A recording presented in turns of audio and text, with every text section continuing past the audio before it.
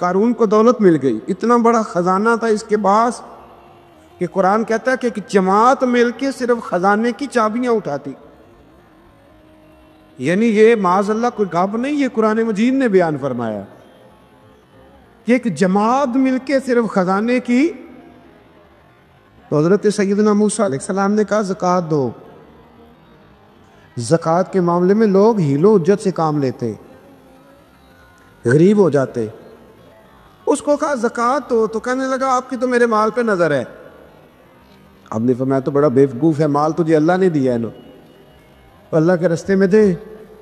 یہ کام ذرا مشکل ہے کہ اس کو بار بار کہا تو اس نے نہ بجائے اس کے کہ وہ مال دیتا، اس نے حضرت موسیٰ پہ الزام لگا دیا، ایک عورت کو تیار کر کے لایا. یہ الزاموں والا کیس سنتے آ رہے ہیں آپ کہاں تک؟ حضرت یوسف پہ بھی لگا، جناب مریم پہ بھی لگا، حضرت سیدنا موسیٰ کلیم پہ بھی لگا، اور حضرت عیسیٰ پہ بھی. سارے ہوئے نا الزامات. آپ کیا بات کرتے ہیں؟ الزام لگانا، بہتان ترازی کرنا، اور ہمارے یہاں اچھی بات دل سے پھیلتی ہے، بری خبر وہ جلدی پھیل جاتی. ایک عورت کو تیار کر کے لایا معاذ اللہ تعالیٰ حضرت موسیٰ پر الزام لگانے کے لیے، اور جب وہ بی بی آپ کے سامنے لا کے کھڑی کی تو حضرت موسیٰ نے جلال فرمایا تجھے قسم ہے اللہ کی عزت کی، سچ سچ بتا معاملہ کیا ہے. تو وہ خاتون کانپنے لگی، کہنے لگی میں موسیٰ کلیم کے سامنے کیسے کھڑی ہو سکتی؟ مجھے تو اس نے پیسے دے کے تیار کیا، مجھے اس نے مجھے پیسے دے کے تیار کیا، اور بڑی اس نے مجھے تکلیف دی ہے. یہ جب کہا تو حضرت موسیٰ علیہ السلام رونے لگے کہ تو سارا کچھ کرتا پر میری سفید چادر پہ داغ تو نہ لگانے کی کوشش کر. آپ رونے لگے. آپ یقین کریں لوگ تکلیف دیتے ہیں بعضوں کا، ایسی بات کرتے ہیں جس کا کوئی وجود نہیں ہوتا. تو یہ کچھ لوگ کر دیتے ہیں لیکن وہ سمجھتے نہیں. کہتے ہیں آپ حوصلہ کریں، آپ درویش ہیں. حضرت موسیٰ سے بڑا درویش کون ہوگا؟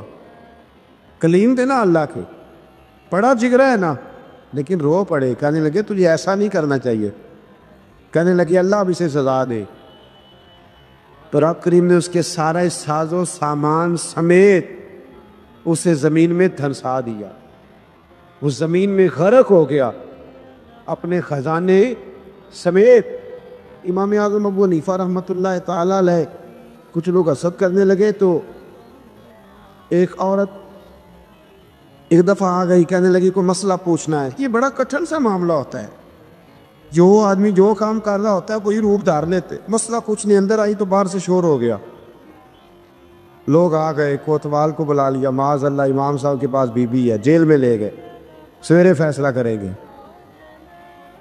رات کو ساری رات امام اعظم نے نماز پڑھی، ساری رات، اور کہنے لگے اے اللہ اب تو میں بوڑھا ہو گیا، اس حال میں اب ان سوالوں کا جواب دوں گا.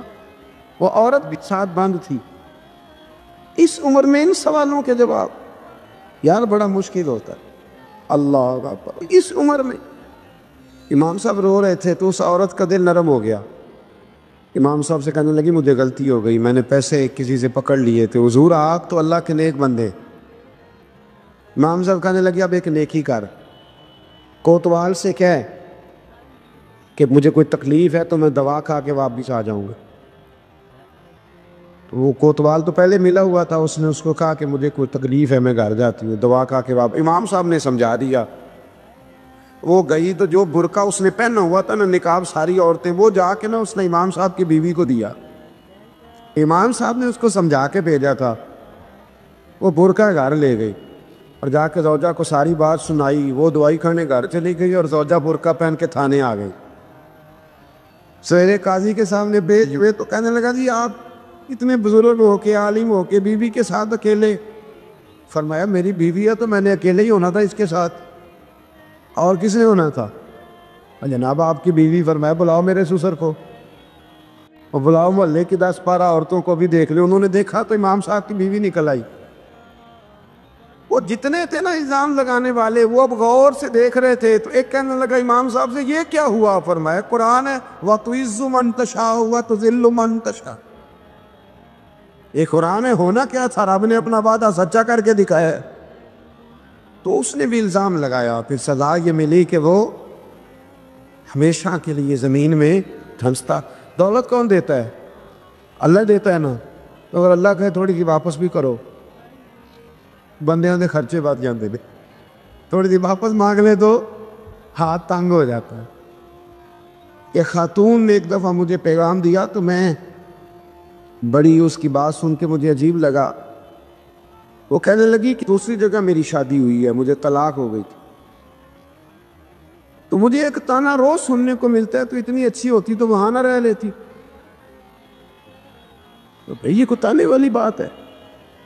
کوئی ضروری ہے کہ بیوی غلط ہوتی ہے تو طلاق ہوتی ہے؟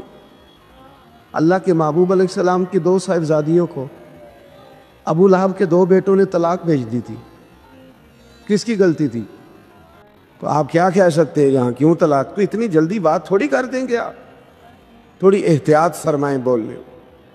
حضرت عبداللہ ابن عباس فرماتے ہیں میرے نبی پاک علیہ السلام نے میری تربیت فرمائی، اور محبوب پاک علیہ السلام نے فرمایا عبداللہ یاد رکھنا، یہ نوجوان دوست میری بات لکھ لیں، پریشان لوگ میری بات لکھ لیں، جن کے پاس قوت فیصلہ نہیں وہ اس بات کو لکھ لیں۔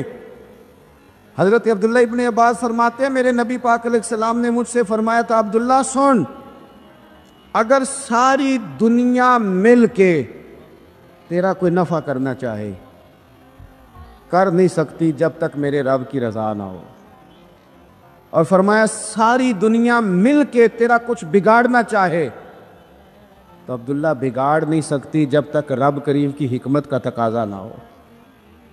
لوگوں سے ڈرنا، لوگوں کی طرف دیکھنا، ماحول دیکھ کے اپنے راہ کا تعین کرنا، ہر بندے کے خیالات کے مطابق ڈھلنے کی کوشش کرنا، فلانا نہ ناراض ہو جائے، فلانا نہ ناراض ہو جائے، وہ جس نے ہونا ہو جائے، بس رب رسول ناراض نہ ہو۔ اپنی زندگی میں اپنے مالک کو مولا جان کے بل اللہ مولاکم، اللہ تمہارا مولا ہے، وَهُوَ خَيْرُ النَّاصِرِينَ، وہ بہترین مددگار ہے۔ توجہ جب بھی کریں رب کی جانب کریں، اپنے دل کا قبلہ درست رکھیں، سوچوں کے زاویے سیدھے رکھیں۔ میرے بھائی مالک جب بندوبست کر دے نا، جب مالک بندوبست کر دے پھر ایسا بندوبست کرتا ہے کہ لوگوں کے پاس نا چارہ نہیں رہتا۔ حضرت مریم رضی اللہ تعالی عنہا پاک باز تھی، مسجد میں رہی تھی، پر مالک کی حکمت کے تقاضے بڑے عجیب ہیں نا۔ پھر جناب مریم کو اللہ تعالیٰ نے بغیر شوہر کی اولاد عطا کر دی۔ یہ بات ہی ایسی تھی، کسی نے کہا تھا کہ مخلوق تو فنکار ہے اس درجہ کے پل بھر میں سنگے در کعبہ سے بھی اصنام تراشے، تم کون ہو کیا چیز ہے داغ کبابی، لوگوں نے تو مریم پہ بھی الزام تراشے۔ تو لوگوں نے کہا کدھر سے لے آئی بچہ، تیرا باپ تو ایسا نہیں تھا، کہاں سے لے آئی؟ اللہ کرے میں آپ کو سمجھا سکوں، ذرا اپنے آپ کو وہاں کھڑا کریں کہ ایک پاک باز عورت، پاک باپ کی بیٹی، طیب ماں کی بیٹی، اور اللہ کے گھر میں پرورش پانے والی خاتون، ایک وہ وقت اور ایک یہ وقت کہ اس عورت کو کٹہرے میں کھڑا کر کے پوچھا جا رہا ہے کہ معاذ اللہ تیری گود میں بچہ جائز نہیں ہے، کہاں سے لائی ہے؟ اب خود سے صفائیاں بندہ کتنی کو دے، کتنی کو وضاحتیں کرے۔ اور میں نے تو اپنی زندگی میں دیکھا ہے زیادہ وضاحت دینے والے کو بھی لوگ جھوٹا سمجھنے لگ جاتے ہیں، زیادہ وضاحت دینے پر بھی لوگ کمزوری کا اظہار سمجھتے ہیں کہ کمزور پڑ گیا ہے۔ آپ صلح کی کوشش کرتے ہیں، سامنے والا بزدل سمجھ لیتا ہے، زیادہ وضاحتیں بھی کمزور کر دیتی ہیں۔ اب حضرت مریم کو کٹہرے میں کھڑا کر کے کہا بچہ کس کا ہے؟ تو پھر خدا بندوبست جب کرے، اللہ جب مددگار ہو، تو پھر حضرت مریم کی گواہی درختوں سے نہیں دلوائی، اس نے پتوں سے نہیں دلوائی، پھر فرشتے نہیں بھیجے۔ حضرت مریم کہنے لگی مجھ سے نہ پوچھو، وہ جو پنگوڑے میں ہے اسی سے پوچھ لو، ان سے پوچھو نا، وہ کون ہے پوچھ لو، ان سے کر لو سوال۔ انہوں نے کہا پنگوڑے میں چند دنوں کا بچہ یہ جواب دے گا؟ مددگار تھا رب، ان کی برات کا اعلان کرنا تھا مالک نے، اور جب مالک اعلان کر دے، جب مالک تیری صفائی دینا چاہے، جب مالک تجھے دنیا کے سامنے نکھارنا چاہے تو پنگوڑے میں لیٹے حضرت عیسیٰ بول کے کہنے لگے انی عبداللہ آتانی الکتاب، فرمایا میں اللہ کا بندہ ہوں، رب نے مجھے کتاب عطا کر کے نبی بنا کے دنیا میں بھیجا ہے، میں اللہ کا بندہ ہوں، کتاب لے کے آیا ہوں، نبی بن کے آیا ہوں۔ پھر پنگوڑے سے اعلان ہو گیا، پھر بچہ بول پڑا، اور یہ ایک دفعہ نہیں بات ہوئی۔ یہ بنی اسرائیل میں ایک جریج نام کے شخص بھی تھے جو نماز پڑھ رہے تھے، بعض نے لکھا ہے نفل نماز تھی، اماں نے پکارا تو آئے نہیں، تو ماں کے منہ سے نکل گیا تو اتنی دیر تک مرے گا نہیں جب تک کسی بے حیا عورت کا منہ نہ دیکھ لے۔ تو وہ عبادت گزار تھے، لیکن لوگوں نے ان کی عبادت، ریاضت، پرہیزگاری کو نہیں دیکھا، بس ایک عورت کو بھیج کے الزام لگوا دیا۔ وہ عورت آیا جایا کرتی تھی، اب آ جاتی ہیں عورتیں مسئلہ پوچھنے کی نیت سے بھی آ جاتی ہیں۔ ماحول میں کچھ جگہ ایسی بھی ہیں جہاں عورتیں دم کرانے کے بہانے آ جاتی ہیں۔ وہ خاتون آتی جاتی تھی اس خانقاہ پہ، آستانے پہ، یہ بخاری میں موجود ہے، پھر اس نے کہا میری گود میں جو بچہ ہے یہ انہی کا ہے۔ مجھے بتائیں کیسے بندہ وضاحت دے؟ حالات خراب ہو گئے، لوگ کٹیا جلانے لگے، ماحول اور طرح کا بن گیا۔ میرے نبی پاک علیہ الصلوۃ والسلام فرماتے ہیں پھر اس رب کے بندے نے کہا مالک تو کریم ہے، تیری مشیت کا تقاضا آیا جو میری ماں نے جملے بولے تھے، پر اب میں وضاحت دینے کے قابل نہیں رہا، اب تو ہی کرم کرے گا تو دروازہ کھلے گا۔ تو وہ چند دنوں کا بچہ پنگوڑے میں بول کے کہنے لگا میں اس درویش کا نہیں، میں تو فلانے چرواہے کا بچہ ہوں، وہ جو بکریاں چراتا ہے۔ رب کی مدد کو پکاریں، اپنے ساتھ اپنے مالک کی مدد کو شامل کریں، تھوڑے رزق پر بھی گزارا اچھا ہونے لگ جائے گا۔ سارے لوگ آپ کو گرانے کی تدبیریں کر رہے ہوں گے اور مالک آپ کو عزتیں عطا فرما دے گا، اس کی بارگاہ سے حکمت کا تقاضا اور ہو جائے گا۔ ہم نے ساری زندگی لوگوں کو راضی کرنے میں گزار دی، ساری زندگی بڑھاپا آ گیا بچوں کو پالتے، اور بچوں نے آخری عمر میں کہہ دیا ابا اگر کوئی ڈھب کا کام کر لیتے تو آج ہمارے دن بھی پھر نہ جاتے۔ ساری زندگی گزار دی بہن بھائیوں کو راضی کرنے میں، ساری زندگی گزار دی ذمہ داریاں اٹھانے میں، ان کو 99 دفعہ دیا، ایک دفعہ نہیں دیا تو انہوں نے کہہ دیا تو نے تو کبھی دیا ہی نہیں، تو تھا ہی نہیں۔ ساری زندگی محلے داروں، علاقے والوں کو راضی کرنے میں گزار دی۔ اور میں نے ایسے لوگ بھی دیکھے دین کے لیے وقت گزارا، لیکن جب بڑھاپے میں دانت کام نہ کرتے تھے تو وقت کے مفتیوں کو بھی مسجدوں کی کمیٹیوں نے کہہ دیا اب آپ کی سمجھ نہیں آتی، ہم نے خطیب کو یور رکھنا ہے، نہ دیکھو دنیا کی طرف، دنیا رلا دیتی ہے، نہ راضی کرو بندوں کو، بندے تھکا دیتے، نہ پیچھے بھاگو ہر وقت دنیا داروں کے، یہ انسان کو کمزور کر دیتے ہیں۔ وہ تو کریم ہی بڑا ہے، 2 آنسو زمین پر بعد میں گرتے ہیں، بندے کے گناہ سارے پہلے معاف فرما دیتا ہے۔ اللہ کی مدد کا حصول، اپنے مالک کی مدد کی طرف بڑھنا، آپ کو بدر کی جنگ بھی یہی درس دے گی، آپ کو احد کا میدان بھی یہی سبق دے گا، فتح مکہ بھی یہی سبق دے گا۔ میرے دوستو جب رب مدد فرمائے، جب اللہ مددگار بنے، دوستوں سے ایک بات اکثر کرتا ہوں،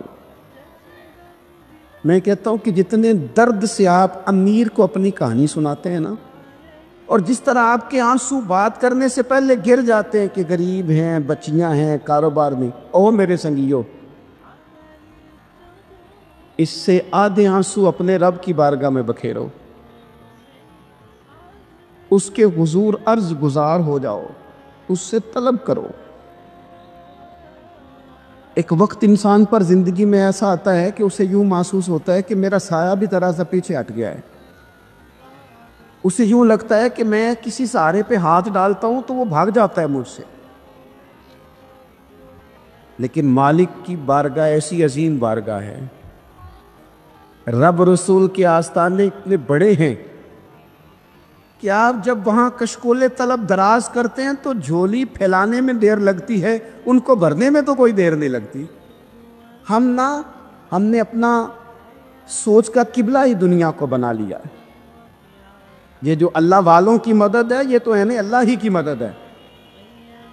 لیکن یہ جو سیٹھوں کی طرف توجہ کرنا، نوابوں کی طرف توجہ کرنا، دنیا داروں کی طرف توجہ کرنا اور اپنا مزاج اس طرح کا بنا لینا، یارو گردن کو جھکا دیتا ہے خیرات کا پتھر،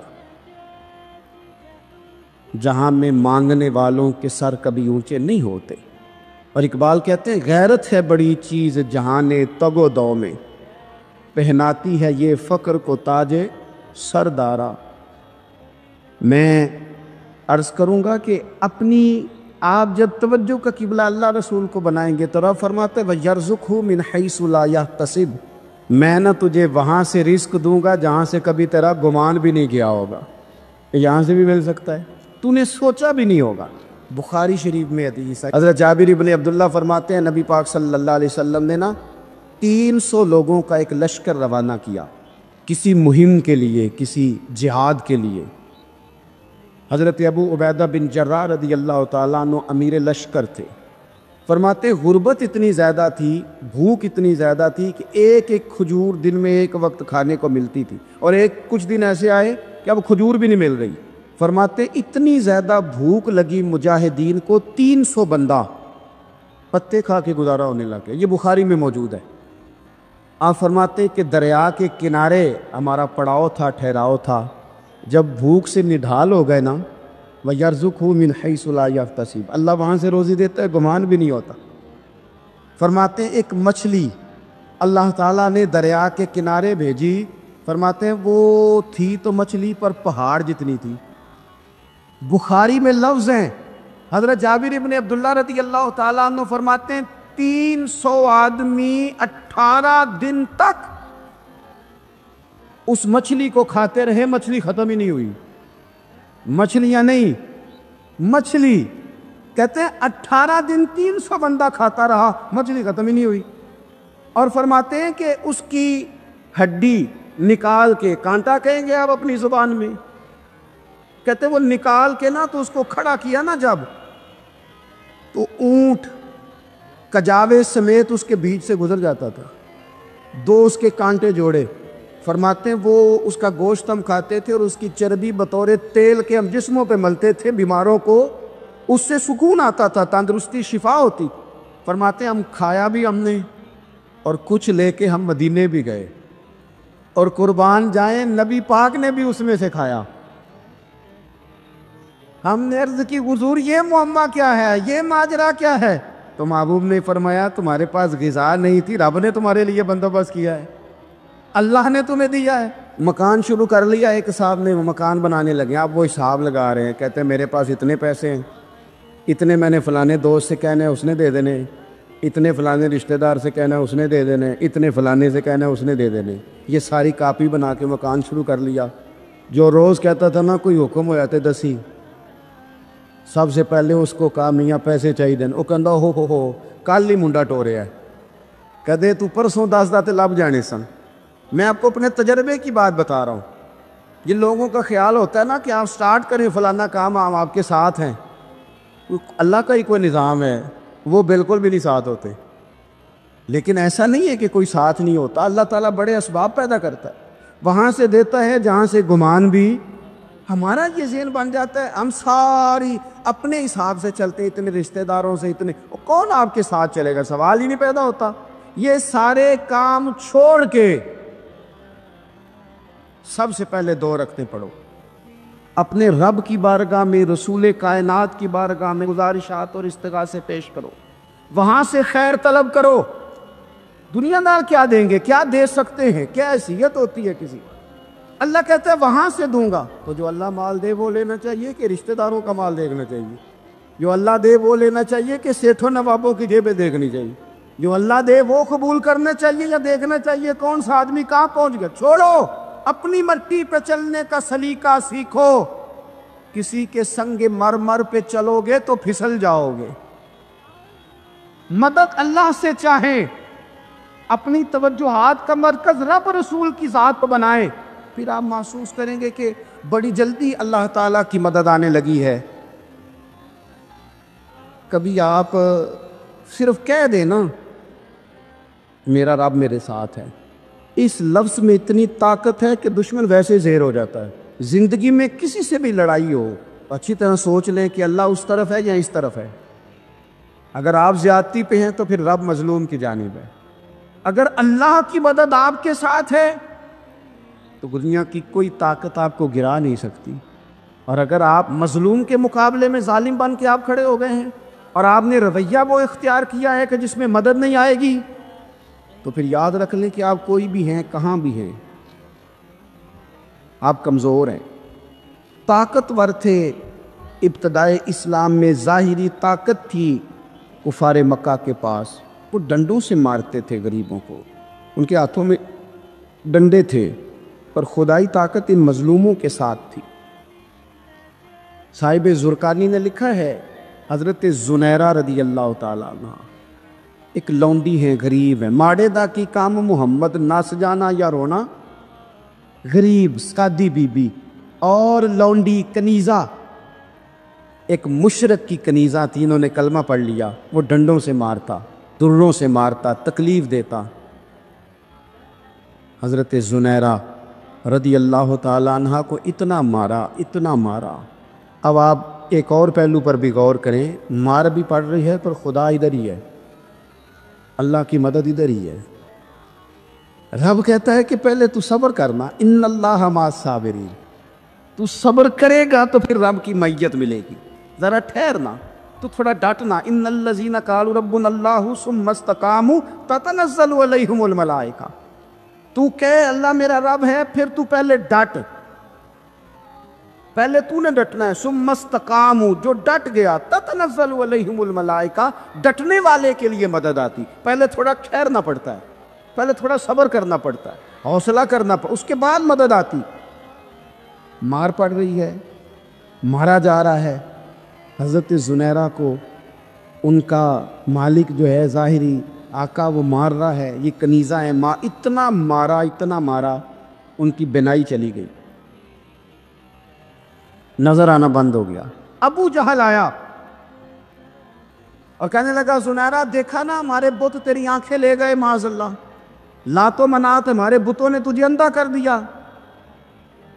اب ایسا نہیں ہے کہ بی بی روتی جا رہی ہے, روتی جا رہی ہے, مایوسی مایوسی, معاذ اللہ, پریشانی, غریبی بڑی ہے, پوچھنے والا کوئی نہیں, یہ باتیں نہیں.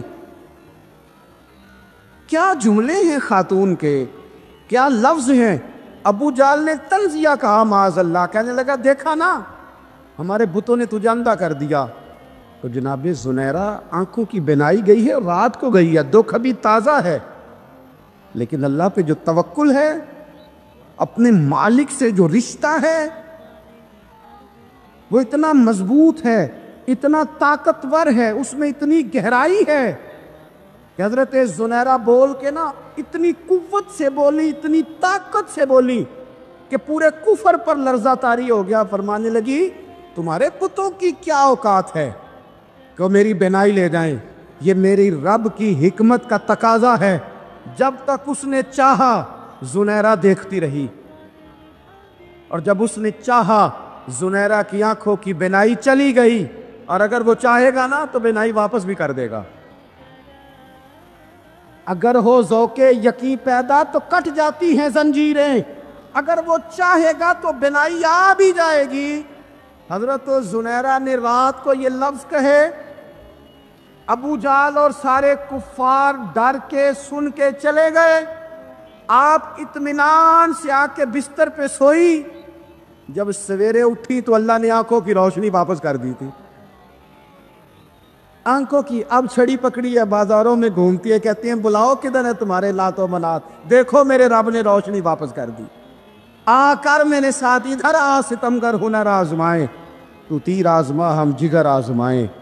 بیمار لوگوں یاد رکھو, کہہ دیا ڈاکٹر نے کہ تو بڑا بیمار ہے, تو بڑا کمزور ہے, یہ ہو گیا وہ ہو گیا, تو ڈاکٹر اپنے علم کے مطابق بات کر رہا ہے.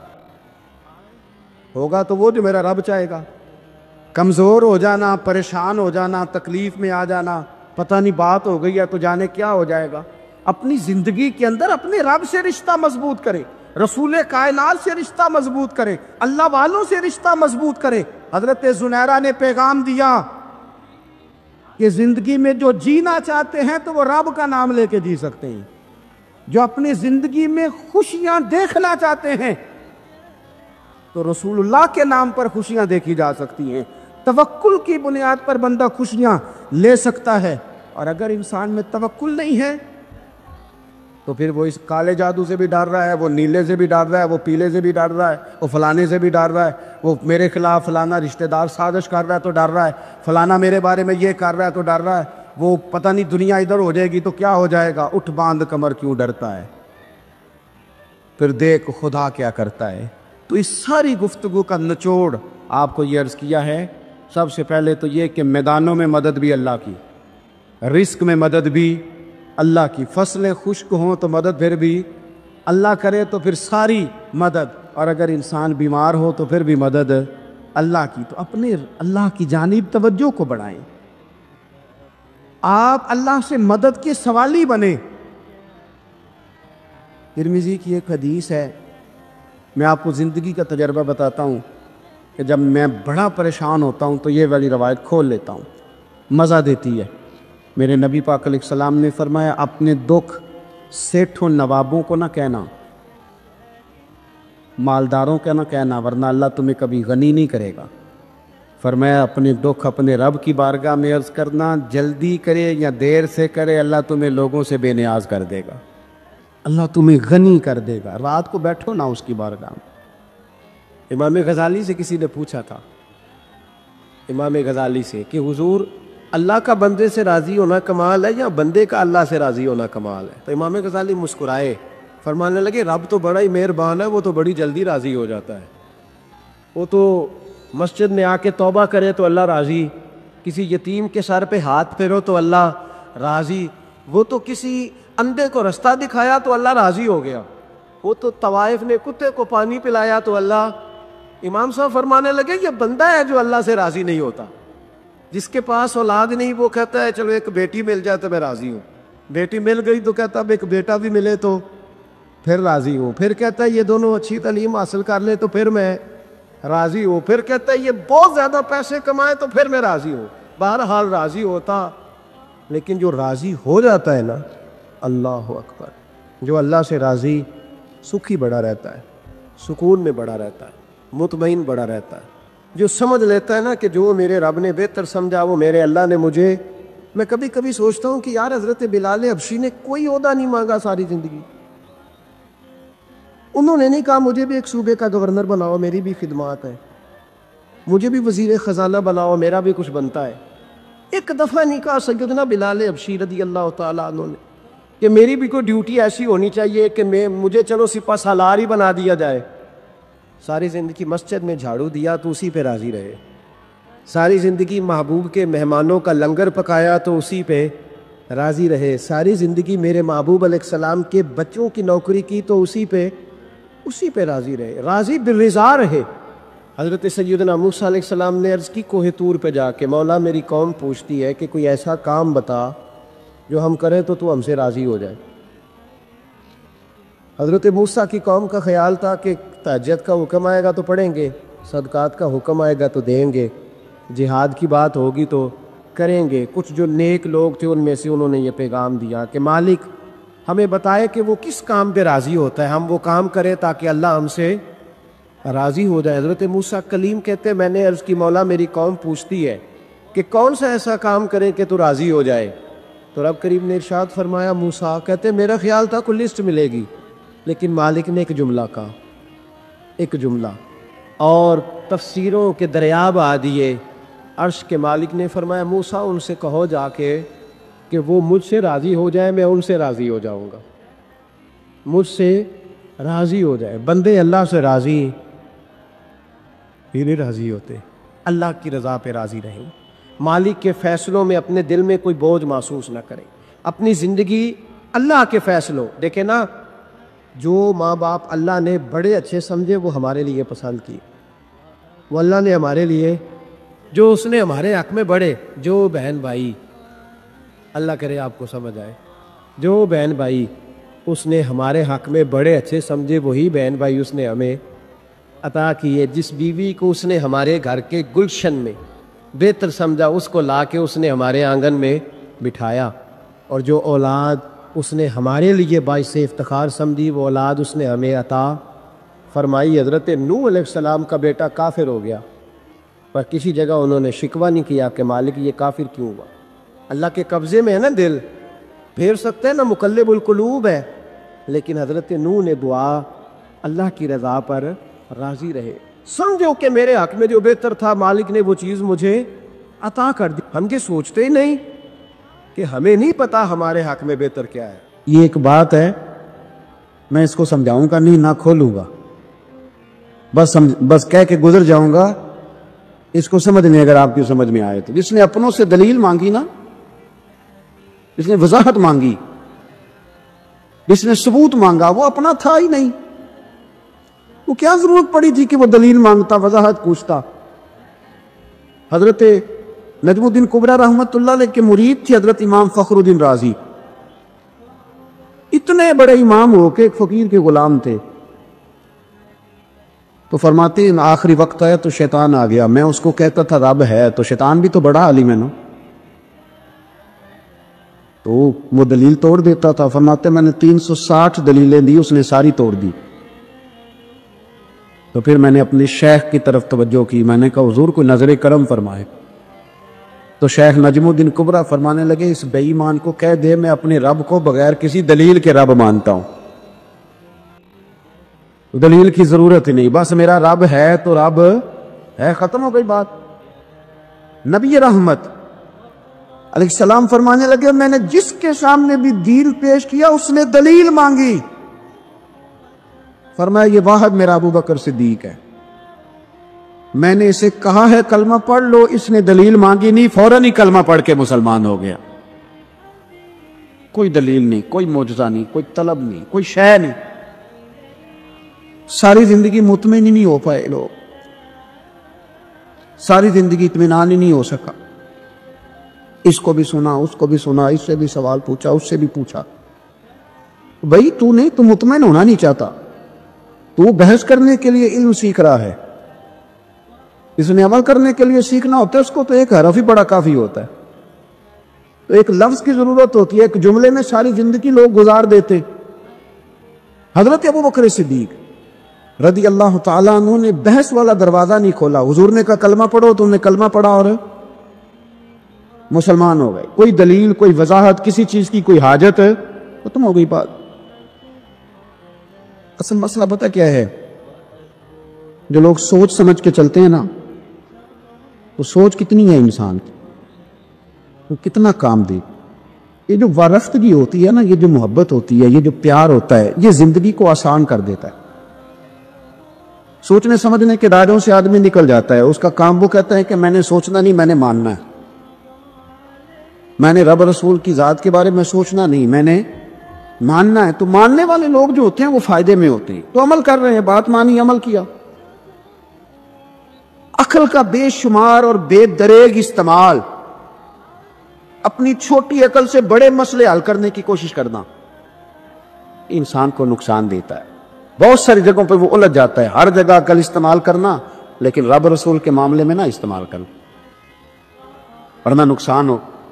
عقل چھوٹی ہے اور اللہ رسول کی ذات بڑی ہے، کبھی بھی اس دائرے میں بند کرنے کی کوشش نہ کرنا۔ جناب ابو بکر صدیق رضی اللہ تعالیٰ عنہ ہر معاملے میں، ہر معاملے، ایک حدیث بخاری کی، شاید میں نے پہلے بھی عرض کی تھی، لیکن چونکہ وہ عنوان کے لحاظ سے ایک بہت بڑی دلیل ہے، دوبارہ عرض کرتا ہوں۔ نبی پاک علیہ السلام نے 1500 کے قریب صحابہ سے فرمایا تھا کہ چلو عمرہ کرنے چلیں۔ 1500 کے قریب صحابہ تھے، حضور نے فرمایا احرام باندھ ہو گئی، عمرہ کرنا ہے۔ حدیبیہ کے مقام پہ گئے تو قریش مکہ نے روک لیا، نہیں کرنے دیں گے۔ جب بات بہت آگے بڑھی تو پھر شرطیں لکھی گئی، شرطیں بڑی سخت ہیں کہ جو مسلمان مکے سے مدینے آئے گا مدینے والے واپس کریں گے، اور اگر کوئی مسلمان مدینے سے مکے چلا گیا تو مکے والے واپس نہیں کریں گے، ہم ان کے لوگ دیں گے، وہ ہمارا بندہ دیں گے نہیں۔ یہ شرطیں تھی، صحابہ پریشان تھے۔ اب جب شرطیں طے ہو گئی، شرطیں بھی سخت ہیں، نبی کریم علیہ السلام نے فرمایا بھی احرام کھول دو، فلائٹ کل نہیں جانی، پرسوں نہیں جانی، یعنی ہم اس سفر میں عمرہ کر ہی نہیں رہے، احرام کھول دو۔ تو امام زرقانی کہتے ہیں سب لوگ پریشان تھے، سب سے پہلے حضرت ابو بکر صدیق اٹھے، سب سے پہلے اٹھے، اٹھ کے احرام کھولا۔ ایک شخص نے کہا آپ کو بڑی جلدی ہے، تو آپ فرمانے لگے جلدی والی بات ہی کوئی نہیں، حضور کے کہنے پر باندھا تھا، نبی پاک کے کہنے پر کھول دیا ہے، ختم ہو گئی بات۔ حضور نے فرمایا باندھ لو تو ہم نے باندھ لیا، حضور نے کہا کھول دو تو ہم نے کھول دی، جلدی والی کیا بات ہو۔ صحیح بخاری کے لفظ ہیں، حضرت عمر کہتے ہیں کہ میری سمجھ میں بات نہیں آتی تھی، دب کے صلح کیوں کریں، ہم تو 313 تھے، تو ہم نے بدر میں ان کو بھگا دیا تھا، اب تو ہم 1500 گئے، تو ہم ان سے قتال کریں گے، لڑائی کریں گے، جنگ ہوگی۔ حضرت عمر فاروق رضی اللہ تعالیٰ عنہ فرماتے ہیں حضور نے شرطیں طے کر لیں، بات لکھی گئی، میں نبی پاک کے حجرے میں داخل ہوا، خیمہ لگا ہوا تھا، میں نے جاتے ہی اپنے جذبہ جہاد کا اظہار کیا اور بڑے جلال میں یا رسول اللہ آپ سچے رسول ہیں؟ بالکل سچا ہوں، قرآن سچا ہے، بالکل سچا ہے، اسلام سچا ہے، بالکل سچا ہے، حضور ہم دب کے صلح کیوں کریں؟ نبی کریم علیہ السلام نے فرمایا عمر تجھے تیری ماں روئے، میں اللہ کا رسول ہوں، میں وہی کہتا ہوں جو میرا رب مجھے حکم ارشاد فرماتا ہے۔ کہتے میں نے فوراً عرض کی یا رسول اللہ صلی اللہ علیہ وسلم آپ نے فرمایا نہیں تھا کہ عمرہ کریں گے، تو حضور نے فرمایا کہا تھا عمرہ کریں گے، یہ تو نہیں کہا تھا کہ اسی سال ہی کریں گے، کریں گے تو کریں گے۔ جناب عمر کہتے میں واپس تو آ گیا، پر وہ میرے اندر جو جذبہ جہاد تھا ابھی ٹھنڈا نہیں ہوا۔ چند قدموں کے فاصلے پہ ابو بکر صدیق کا خیمہ تھا، کہتے میں ان کے خیمے میں جھک گیا، وہی سوال میں نے دہرائے، وہی میں نے کہا عمر ابو بکر یہ سچے رسول ہیں؟ کہا بالکل سچے، قرآن سچا ہے، سچا ہے، اسلام سچا ہے، سچا ہے، تو پھر ہم دب کے صلح کیوں کریں؟ جناب عمر فرماتے ہیں میں قربان جاؤں ابو بکر کے لفظوں میں بھی فرق کوئی نہیں آیا، حروف بھی اتنے ہی جتنے نبی کریم نے ادا کیے تھے۔ حضرت ابو بکر فرمانے لگے عمر تجھے تیری ماں روئے، وہ اللہ کے رسول ہیں، مرضی سے بات نہیں کرتے، وہی کہتے ہیں جو رب انہیں حکم ارشاد فرماتا ہے، بئی نہیں وہی لفظ۔ فرماتے میں نے فوراً کہا، میں نے کہا ابو بکر حضور نے فرمایا نہیں تھا کہ عمرہ کریں گے؟ تو کہتے ہیں وہی لفظ، وہی حرف، وہی انداز، وہی طریقہ، وہی سلیقہ، وہی انداز تکلم، بالکل حضور کی اتباع میں اسی انداز میں فرمانے لگے عمر حضور نے فرمایا تھا عمرہ کریں گے، یہ تو نہیں فرمایا تھا کہ اسی سال ہی کریں گے، کریں گے تو انشاءاللہ کریں گے۔ فرماتے ہیں نا واپس آ کے بیٹھا تو حضرت عمر کہتے ہیں جب میرا غصہ اترا نا تو پھر میرے اندر سے آواز آئی کہ عمر ذرا غور تو کر، تو ابو بکر کے ایمان تک کبھی نہیں پہنچ سکتا، اس تک تیری رسائی نہیں ہو سکتی۔ میرے بھائی اتنی بحثیں ہیں ہمارے زمانے میں، اتنا الجھاؤ ہے، اتنا الجھاؤ ہے، یعنی ہر بندہ رائے کا اظہار کرنا ضروری سمجھتا ہے، ہر بندہ کہتا ہے جی میرے خیال میں، ہر بندہ کہتا ہے جی میرا ذہن یہ ہے، بلکہ کچھ تو کہتے ہیں میں اندر کی خبر نہ دوں آپ کو، نہیں اب پتہ نہیں اس کے پاس اندر کی خبریں کیسے آئیں گے، وہ سمجھ میں نہیں آتی بات۔ کچھ لوگ کہتے ہیں 35-40 سال ہو گئے جی علماء کو سن رہا ہوں، تو میں کہتا ہوں کہ میرا تو خیال ہے کہ 35 دن بھی بندہ کسی کو سن لے تو سیانہ ہو جاتا ہے، تو 35 سال سے اگر آپ کی سمجھ میں نہیں آئے تو پھر زمین ہی بنجر ہے، پھر مہربانی کریں یہ ٹائلیں اکھیڑ کے نا تو نیچے سے کچی زمین نکالیں تاکہ کوئی بات سمجھ میں آئے۔ میرے نبی پاک علیہ السلام کے درویش صحابی تھے حضرت سعید بن زید رضی اللہ تعالیٰ عنہ، فقیر فاقہ مست، حضرت عمر رضی اللہ تعالیٰ عنہ کے قریبیوں میں سے تھے۔ ایک عورت نے الزام لگا دیا زمین کے قبضے کا۔ میں کیسے آپ سے کہوں کہ جب لوگ کسی ایسے شخص پر جس نے زندگی ساری دیانتداری سے گزاری ہو، لوگ الزام لگاتے ہیں نا، تو یہ بھی نہیں سوچتے ہم بات کس کے بارے میں کر رہے ہیں، کھلی ہوئی زبان ہوتی ہے جو مرضی کہہ دیتے ہیں۔ حضرت سعید بن زید پر الزام لگا دیا، اتنا بڑا آدمی محبوب کا صحابی اور عورت پہ الزام لگا دیا، اور جب اللہ والے بد دعا دیتے نہیں، لیکن جب کچھ تکلیف اتنی دے، کلیجہ پھٹ جائے، پھر بندہ کیا کرے؟ وہی بات کہ اب وہ کچھ کہہ نہیں سکتے تھے، ایک عورت پر کس طرح کوئی بات ہو سکتی تھی؟ دونوں ہاتھ اللہ کی بارگاہ میں اٹھائے، یہ صحیح حدیث میں موجود، دونوں ہاتھ اللہ کے حضور اٹھا کے عرض کرنے لگے، مالک اگر یہ عورت جھوٹی ہے نا تو پھر اسے اندھا کر دے اور اس کی قبر اس کے گھر میں بنا دے۔ صحابہ فرماتے ہیں کہ حضرت سعید ابن زید کا تو وصال ہو گیا، زمانہ گزر گیا، لیکن ہم نے پھر اس بی بی کو اندھا ہوتے دیکھا ہے، پھر اس کے گھر میں کنواں تھا اور ہم نے اسے اپنے ہی گھر کے کنویں میں گر کے مرتے ہوئے بھی دیکھا ہے۔ میں جانتا ہوں اس بوڑھی عورت کو جس کی بیٹی کو کسی نے بڑا ہی ستایا تھا سسرال والوں نے، اور خامد اس کا موجود نہیں تھا، تو وہ اپنے وہاں سے نکلتے ہوئے نا واپس گھر سے، تو وہ دروازے پہ کھڑی ہو کے کہہ رہی تھی، حضرت صاحب میں گزر رہا تھا، حضرت صاحب گل سننا، بچیوں کا باپ کوئی نہیں، ایک بھائی ہے بیچارہ کدھر کدھر جائے، ہر چوتھے دن میں یہاں آ کے منتیں کر کے دوپٹے پھینک کے بچی چھوڑ کے جاتی ہوں، آج میں نے اپنا مقدمہ رب کی بارگاہ میں پیش کر دیا، آپ گواہ رہے نا، میرا جرم صرف ہے کہ میں بیٹیاں دی ماں، گواہ رہے نا آپ، میں نے مقدمہ اللہ کے حضور درج کرا دیا ہے، بیٹی کو حوصلہ دے کے جاتی ہوں، خود نہیں سوتی میں ساری رات، مجھے پتہ ہے میری بیٹی کے ساتھ زیادتی ہو رہی ہے، اور ان کو بھی پتہ ہے لے جا کوئی نہیں سکتے، بندے ماڑے ہیں، تو یہ روز ظلم کرتے ہیں، میں نے وہ مقدمہ درج کرا، آپ گواہ رہنا، میں نے بڑا منایا اس اماں کو، میں نے کہا میں اتنے سخت جملے نہ کہنے لگی، کلیجہ اندر سے پھٹ گیا، چھلنی ہے۔ ایک شخص کے کمرے میں جاتی تھی معافی مانگنے، چلو بچی سے غلطی ہو گئی تو اٹھ کے دوسرے کمرے میں چلا جاتا تھا، میں دوسرے میں جاتی تھی کیونکہ میں بیٹی والی ہوں۔ اب میں نے مقدمہ درج کرا دیا ہے، اب میرا رب جانے میں بڑا اللہ کا گناہگار بندہ ہوں، میں نے پھر واقعی وہاں انصاف ہوتے دیکھا، میں نے وہ رنگ بدلتے اور حالات تبدیل ہوتے دیکھے۔ یہ یاد رکھنا،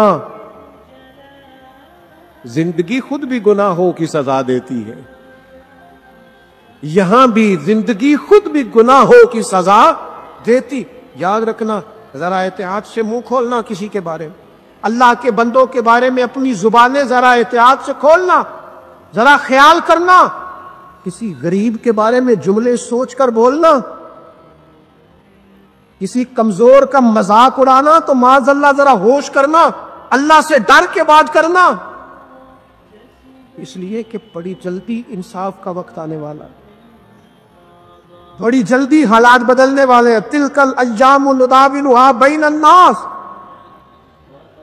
اللہ لوگوں کے درمیان دن بدل دیا کرتا ہے، پھر لوگوں کو جگہ نہیں ملتی چھپنے کی، رخ چھپانے کی، کسی کو اتنا نہ ستاؤ کہ بیچارہ خود کچھ نہ کر سکے اور اللہ کے حضور تمہاری شکایت کرے، بچو۔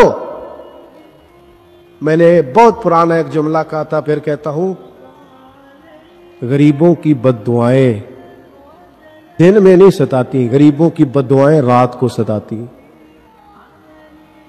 جب اے سی پورا لگا ہو، گھر پورا بہترین بنا ہو اور نیند نہ آئے، اور اپنے ہی گھر سے خوف آئے، اور اپنے ہی مقام سے بندہ بے چین ہو کے اٹھے، اور کبھی چھت پہ اور کبھی نیچے، اور پتہ نہیں مجھے کیا ہے اور پتہ نہیں مجھے کیا ہے، تو پھر وہ استغفار کرے، پھر وہ جس کو ستایا اس سے معافی مانگے، پھر جس کا دل توڑا ہے اس سے جا کے اللہ کی رضا کے لیے معافی مانگ کے آئے، اس لیے کہ کچھ سکون ایسے ہیں جو صرف معافیوں سے ملتے ہیں۔ نبی پاک رحمت للعالمین ہے، لیکن جب حضور گزرے نا ایک دن طواف بیت اللہ شریف کر کے، تو کفار نے پھبتیاں کسی، بار بار بلا بلا کا، ایک طواف بھی حضور نے کر لیا، دوسرا بھی کر لیا، تیسرا بھی، اور پھر انہیں اوجڑیاں ڈالی، کئی تکلیفیں دی، تو اس وقت حضور نے پھر دعا کی تھی، اے اللہ گن لے ان لوگوں کو، گن مالک ان بندوں کو یہ اتنی تکلیف دیتے ہیں؟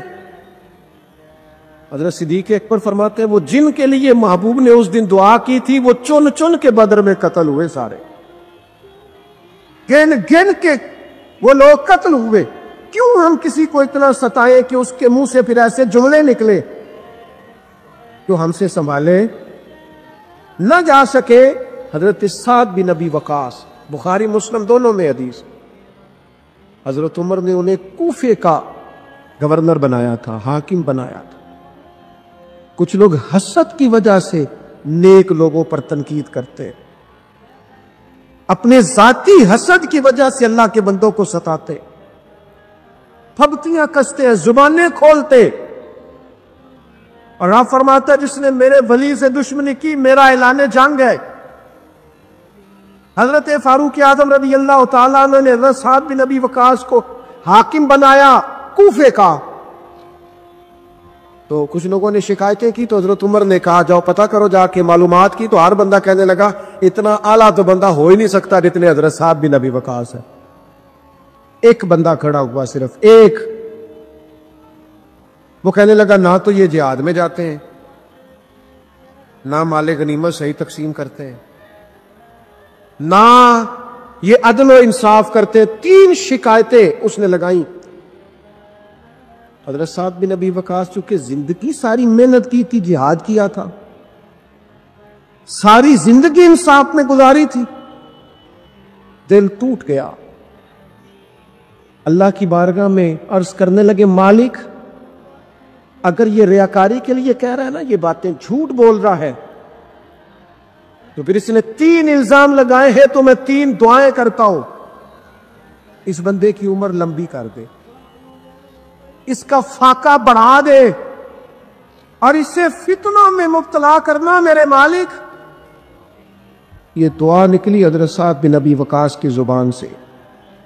صحابہ اور تابعین فرماتے ہیں وہ بندہ اتنا بوڑھا ہو گیا، حضرت سعد بن ابی وقاص تو وصال کر گئے، بڑی شان سے دنیا سے گئے، لیکن وہ اتنا بوڑھا ہو گیا کہ اس کی بھویں جھک گئی تھی، اور فاقے کا یہ عالم تھا کہ فاقہ ختم ہی نہیں ہوتا تھا، اور فتنوں کا یہ حال تھا کہ بڑھاپے میں بھی معاذ اللہ چوکوں میں کھڑی عورتوں کو چھیڑ دیتا تھا، اور لوگ جوتے مارتے، تکلیف دیتے، تو کہتا تھا لوگوں میں کیا کروں، مجھے حضرت سعد بن ابی وقاص کی بد دعا لگ گئی، میں نے ان کو ستایا، دل توڑا، اذیت دی، کیوں ہم اس طرح کے لفظ کہیں؟ حضور فرماتے ہیں اللہ کے کچھ بندے ہیں اگر وہ قسم کھا کے کہیں نا یا اللہ ایسا کر دے، یہ بخاری مسلم دونوں میں موجود ہے، وہ قسم کھا کے کہے نا لو اقسم علی اللہ لابرہ، وہ اگر قسم کھائے تو رب ان کی قسم بھی پوری فرما دیا کرتا۔ وہ میرے بھائی محبت کے لیے دل ڈھونڈ کوئی ٹوٹنے والا، کوئی جگہ ایسی تلاش کر جہاں سے دعا مل جائے، جہاں سے کرم ہو جائے، جہاں سے عطا ہو جائے، جہاں سے اللہ کا فضل ہو جائے۔ اور پھر ہمیں بھی چاہیے ہم دعائیں دیتے رہیں، ماں باپ کو چاہیے اولاد کو دعائیں دیتے رہیں، اساتذہ کو چاہیے شاگردوں کو دعائیں دیتے رہیں، مشائخ کو چاہیے عقیدت مندوں کو دعائیں دیتے رہیں، بہن بھائیوں کو چاہیے ایک دوسرے کو دعائیں۔ چلے آپ آمین کہے، اب آپ نے انکار نہیں کہ سارے دعا مانگے یا اللہ ہمارے بھائیوں کو ہم سے زیادہ عطا فرما، یا اللہ بھائی کو ہم سے، یا اللہ بھتیجوں کو زیادہ عطا فرما، بھانجوں کو زیادہ عطا فرما، اللہ محلے داروں کو زیادہ عطا فرما، پڑوسیوں کو زیادہ عطا فرما۔ کہ مانگو نہ دعائیں، اس میں بھلا ہے، اس میں نفع ہے۔ اب جنہوں نے پریشان ہو کے آمین کا ہے وہ خوش ہو جائیں گے۔ نبی پاک علیہ السلام نے فرمایا جو دعا تو کسی کے لیے مانگتا ہے اللہ پہلے تیرے حق میں قبول فرماتا۔ لوگ خوش ہو گئے آپ لوگ، او بھائی دعا مانگے کسی کے لیے، بد دعا نہیں کرنی، کسی کے لیے بھی بد دعا۔ ہمارے ہاں نا ایک بہت بڑا طبقہ جذباتی لوگوں کا ہے۔ ہمارے ایک استاد کہا کرتے تھے جذباتی لوگوں سے دوستیاں نہیں کرنی چاہیے، جذباتی لوگوں سے تعلقات نہیں بنانے چاہیے، اس لیے کہ جس بندے کا اپنے اوپر کنٹرول ہی نہیں تو وہ کسی کے حق میں کیا کرے گا۔ وہ کہتے تھے جذباتی لوگوں سے بچو۔ او بھائی ہم بڑے جذباتی ہو جاتے ہیں، ذرا سی شدت آئی نہیں گھر میں لڑائی، اور لڑائی بھی کس سے؟ گھر والی سے، بد دعائیں شروع کر دی، اپنے آپ کو بد دعائیں دے۔ لڑائی کس سے ہو رہی ہے؟ بہن بھائیوں سے، بد دعائیں شروع کر دی۔ ماں باپ سے لڑائی ہوئی، بد دعا دے رہے، اور بڑی بڑی تلخ ہو کے، بڑی بڑی سخت ہو کے۔ او بھئی آپ کیوں ایسے جملے کہتے ہیں، کیوں سخت لفظ بولتے ہیں؟ صحیح مسلم میں حدیث ہے، نبی پاک علیہ السلام نے 3 چیزوں کا نام لے کے فرمایا نہ اپنے آپ کو بد دعا دینا، نہ اپنی اولاد کو بد دعا دینا، نہ اپنے مال کو بد دعا دینا۔ ایسا نہ ہو کہ جب تم وہ دعا کر رہے ہو تو وقت قبولیت کا، کبھی بھی اپنی اولاد کو، اپنے آپ کو، اپنے اموال کو بد دعا نہ دو۔ کیوں ایسے جملے بولتے ہو؟ یعنی غصے اور جلال میں بھی جب اپنے بچے کے لیے بات کرو تو پیار والی بات کرو، غصے میں، جلال میں، جذباتیت میں بھی بہن بھائیوں کے لیے، گھر والوں کے لیے، اپنے لیے بات کرو تو محبت والی بولی بولو۔ کبھی بھی اپنے لفظوں کو سخت نہ کرے۔ ہمارے ہاں 1 منٹ لگتا ہے، لوگ کہتے ہیں اللہ کرے میں مر جاؤں، اللہ کرے میں تباہ ہو جاؤں، اللہ کرے میں… او بھائی تو ٹھہر جا، اللہ تعالیٰ نے زندگی تجھے اپنے فضل سے عطا فرمائی ہے، تجھے کیا مصیبت بن گئی ہے، تو کہاں سے نکلا ہے، تو کہاں پہنچ گیا ہے، تو کیسے کہتا ہے میں مر جاؤں؟ تو اپنی جان کا مالک ہی نہیں۔ تو مالک ہوتا تو اپنی مرضی کے خاندان میں پیدا ہوتا، اپنی مرضی کی تاریخ کو پیدا ہوتا، اپنی مرضی کے ملک میں پیدا ہوتا۔ تو اپنی جان کا مالک ہی نہیں۔ مالک تو وہ ہے جس نے اپنی مرضی کی جگہ پہ پیدا کیا ہے، اپنی مرضی کا وقت دیا ہے۔ تو کیسے کہتے ہیں میں مر جاؤں؟ نہیں، تو مر سکتا، اپنی مرضی سے مرے گا تو خودکشی حرام ہے، اور رب رسول کے راستے میں مرے گا تو شہادت کی موت نصیب ہوگی، ہمیشہ کی زندگی ملے گی۔ وَلَا تَكُونُوا لِمَن يُقْتَلُ فِي سَبِيلِ اللَّهِ أَمْوَاتٌ۔ لہذا جذباتیوں کی بد دعائیں کرنا اور سخت بد دعائیں کرنا، میرے ابا جی بھینس کو بد دعا دینے سے بھی منع کرتے تھے، اور میں کبھی کبھی حیران، جب ہم نے یہ حدیثیں پڑھی نا بعد میں کہنا سا یار ان پڑھ بندے نے کتوں سبق لیا آج۔ جانور کو، بھینس کو، وہ کسی وقت وہ تنگ آتے نا تو کوئی سخت لفظ کہتا تو کہتے نہ بھائی مال نو بد دعا نہیں دئی دی۔ تو اس وقت تو مطلب سمجھ نہیں تھی کہ یار مال نو بد دعا نہیں دئی دی، ایڈی کیڑی میرا مطلب ہے مشکل ہے ان بندہ ماج نو بھی مندہ نہ آکھے۔ لیکن وہ جب روایات پڑھی بعد میں تو سمجھ آئی کہ کچھ علوم کتابوں میں ہیں، اور چونکہ مسلمان سینہ بسینہ آ رہے ہیں تو کچھ تربیتیں ایسی ہیں جو لفظوں میں تو نہیں، لیکن بڑے بوڑھوں نے جو سنا سیکھا ہے وہ اپنے پلے سے باندھا ہوا ہے، انہوں نے اپنی گرہ سے اچھی طریقے سے کر کے باندھا ہے۔ پر دعا نہیں، آپ دعا کریں، آپ اچھے لفظوں میں، اور کوئی بندہ مل جائے نا، میں ویسے نے کئی دفعہ کہا ہے پھر کہتا ہوں، آج کل نا کو میرے جیسے بندے کو چلو اونچی کرسی پہ بیٹھتا ہے، نماز پڑھاتا ہے، پگڑی باندھتا ہے، تو کوئی بندہ نیک سمجھ ملے تو دعا نہیں کراتا، فوٹو ہی لیتا ہے۔ پہلے لوگ دور سے آتے تھے تو آگے کہتے تھے دعا کرانے آئے، اب وہ کہتے ہیں بڑی دور سے چل کے آیا ہوں جی، بڑی مہربانی، تو کہتے ایک فوٹو مل جائے گی۔ اللہ کے بندے، ہم دعا دے رہے ہیں تو فوٹو لے رہا ہے۔ پھر ایک اور گل آج کل بڑی عام ہے، وہ کہتے جی ذرا یادگیری رہندی ہے، تو میں کہ غوث پاک دی تے کوئی فوٹو نہیں، سانو تے ہر ویلے یاد رہندے نے، کوئی فوٹو نہیں، ہمیں تو کبھی نہیں بھولے۔ خواجہ اجمیر کی کوئی فوٹو نہیں، ہماری نس نس میں آباد ہے۔ امام اعظم ابو حنیفہ کی کوئی فوٹو نہیں، لیکن ہم تو حنفی ہیں، ان کا نام لے لے کے جیتے ہیں۔ میرے حضرت صاحب کے ساتھ کوئی فوٹو نہیں، ضرورت ہی نہیں تھی، اتنے قابل ہی نہیں تھے کہ ساتھ کھڑے ہو سکے۔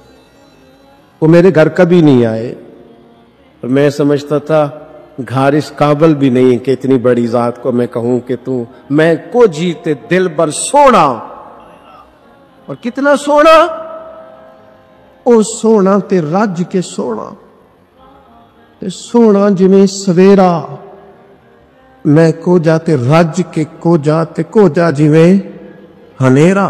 کبھی اتنی ضرورت ہی نہیں کی، اتنی طاقت کے ساتھ کھڑے ہو کے کہے کہ میں تیرے برابر ہوں تو فوٹو بنا، اتنی ضرورت کبھی ہوئی نہیں۔ ان کیا کرے، دور بدلا، حالات بدلے، زمانہ بدلا، طور طریقے بدلے۔ وہ کبھی لوگ مشائخ کے پاس دعائیں لینے جاتے تھے، کہتے تھے ہم آئے ہیں کوئی دعا کرنے، وقت بدل گیا، 30 سیکنڈ کی ویڈیو رہ گئی۔ او خدا کے بندو، تھوڑا سا روحانی زندگی کی طرف آؤ، روحانی زندگی کی طرف۔